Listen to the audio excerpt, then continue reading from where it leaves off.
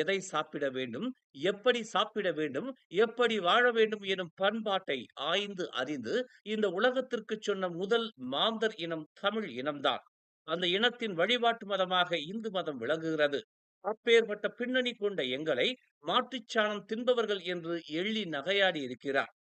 மாட்டுச் சாணத்தின் மகிமை தெரியாமல் பேசியிருக்கிறது அந்த மட மூளை.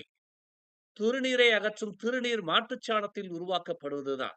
அதை நாம் பிரசாதமாக சில நேரங்களில் வாயில் இட்டுக் கொள்வதுண்டு. ஆமாம், நாங்கள் மாட்டுச் சாணத்தை தின்பவர்கள்தான்.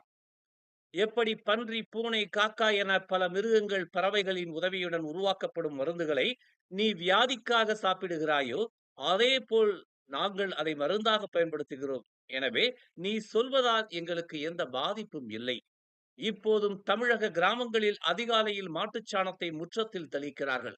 வீட்டு தரைகளில் பூசுகிறார்கள். காரணம், அது கிருமி நாசினி என்பதால்.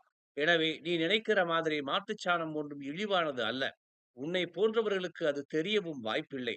எனவே இந்துக்களை எப்போதும் இழிவுபடுத்த வேண்டும். அப்போதுதான் இந்த நாட்டில் நமது பிழைப்பு ஓடும் என இப்படி எதையாவது பேசிக் கொண்டிருக்கும் உன் வாய்க்கு ஒரு நாள் நிச்சயம் பூட்டு போடப்படும். அதற்குரிய தண்டனையை நிச்சயம் அனுபவிப்பாய் என்று ஓம்ஸ்பா தியாகராஜன் கூறினார். தான் வந்த பாதையை மறந்து மதம் மாறி தன்னை ஒரு முஸ்லிம் என நம்ப வைக்க இப்படி பிழைப்பு நடத்தும் இவர் மரத்துக்கு மரம் தாவும் ஒரு குரங்கு என்றால் அது மிக இல்லை. குரங்குகளுக்கு கூட கொஞ்சம் புத்தி உண்டு. ஆனால் இது போன்ற ஜென்மங்களுக்கு அதைவிடவும் அறிவு குறைவுதான். எனவே குரங்கை நாம் கொச்சைப்படுத்த வேண்டாம் என்று ஓம்ஸ்பா தியாகராஜன் சாடினார். இது போன்ற விஷ கருத்துக்களை தொடர்ந்து தூவிக் கொண்டிருக்கும் ஜம்ரி மீது அரசு விரைந்து நடவடிக்கை எடுக்க வேண்டும். அரசு நடவடிக்கை எடுக்கிறதோ இல்லையோ அதை நாம் அவர்களிடம் விட்டு விடுவோம். நாம் அதை பொருட்படுத்த வேண்டாம். காலம் இத்தகைய நபர்களை காலில் போட்டு மிதிக்கும் என்று ஓம்ஸ்பா தியாகராஜன் கடுமையாக சாடினார். சாணம் விழுந்தா புறம் பாரு, எருவ எரிச்சா திருநீரு, உனக்கு என்ன வரலாறு, உண்மை சொன்னா தகராறு, நீ மாடு போல உழைக்கலையே, நீ மனுஷனை ஏச்சு பொழைக்கிறியே.